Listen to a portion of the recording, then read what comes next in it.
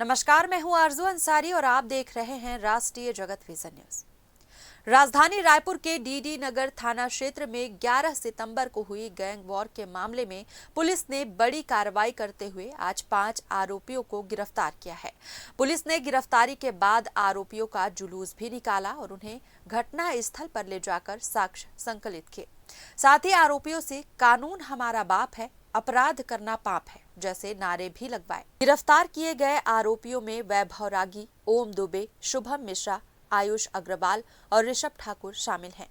बता दें कि घटना के दौरान दोनों गुटों के बीच खुलेआम लाठी डंडों और पत्थरों से हमला किया गया था। इतना ही नहीं, एक पक्ष ने दूसरे पर कार चढ़ाने का प्रयास भी किया था।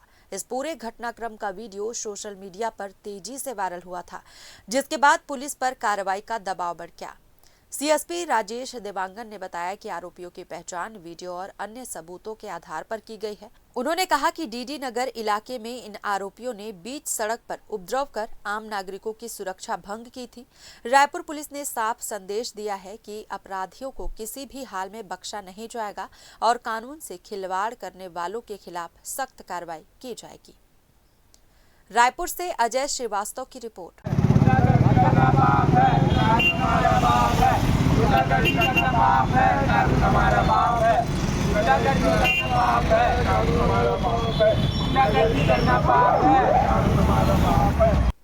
फिलहाल इस खबर में बस इतना ही। देश प्रदेश की खबरों से अपडेटेड रहने के लिए हमारे चैनल को सब्सक्राइब करें और नए खबरों के नोटिफिकेशन के लिए बेल आइकॉन जरूर दबाएं। नमस्कार।